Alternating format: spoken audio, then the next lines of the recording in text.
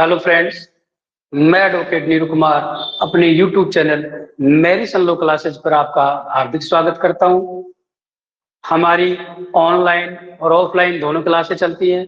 यदि आप हमें ज्वाइन करना चाहें तो कर सकते हैं। यदि आप हमारे चैनल पर पहली बार विजिट कर रहे हैं तो हमारे चैनल को सब्सक्राइब करें, शेयर करें और बेल आइकन जरूर दबाएं, जिससे हमारे नए वीडियो का नोटिफिकेशन आप तक पहुंच सके।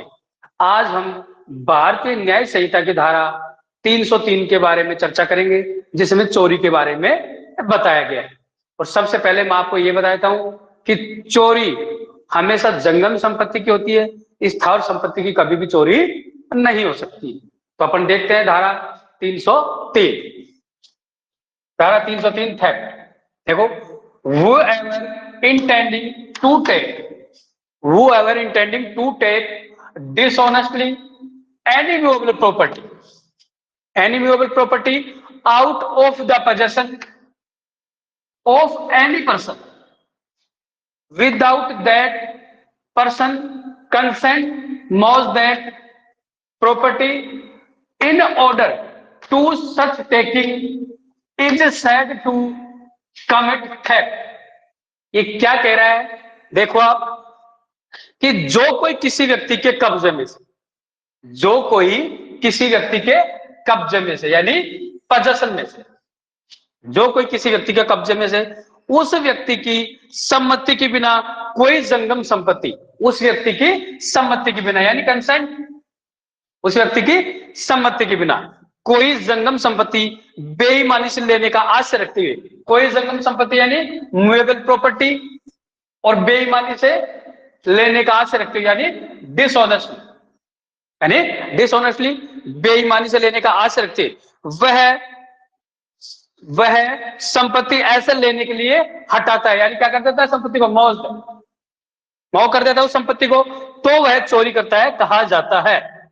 मौज that property in order to such taking is said to commit. ये चोरी है। और ये देखो, आप सबसे पहले बताता हूं, मैंने पहले बता दिया आपको कि चोरी हमेशा जंगम संपत्ति की होती है, स्थावर संपत्ति की कभी चोरी नहीं हो सकती। जैसे छत में लगा पंखा है, ठीक है, वो एक चीज से जकड़ा हुआ है तो उसकी चोरी नहीं कर सकते। जैसे उसको अपन खोलेंगे, वहां से हटाएंगे तो चोरी हो सकता है। जैसे मकान में एक दरवाजा लगा हुआ है तो वो दरवाजे से, जैसे वो दरवाजा लग रहा है तो वहां पे सटा हुआ है, वो यानी जकड़ा हुआ है दीवार से। जैसे उसको खोल के अपन अलग करते हैं तो वो स्थावर संपत्ति से जंगम संपत्ति बन जाती है और उसकी चोरी हो सकती है। जैसे किसी के खेत में, ठीक है, एक आम का पेड़ लग रहा है, आप वहां गए, ठीक है, या तो उस पेड़ को काट दिया आपने, और जैसे ही आपने पेड़ को काटा तो वो स्थावर संपत्ति थी। क्यों? क्योंकि वो भूमि से भूबद्ध था। जैसे आपने उस पेड़ को काटा तो क्या हो जाएगी?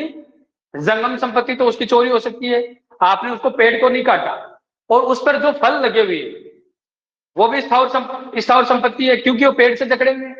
और जैसे ही आपने उन फल को तोड़ा और लेके आए तो क्या कर दिया आपने? चोरी की दिशा में कार्य कर दिया, यानी चोरी कर दिया आपने। क्लियर? यदि आप हमें ज्वाइन करना चाहते हैं तो आप ज्वाइन कर सकते हैं। मेरे कॉन्टेक्ट नंबर दिए हुए हैं 9694900941। क्लियर? धन्यवाद।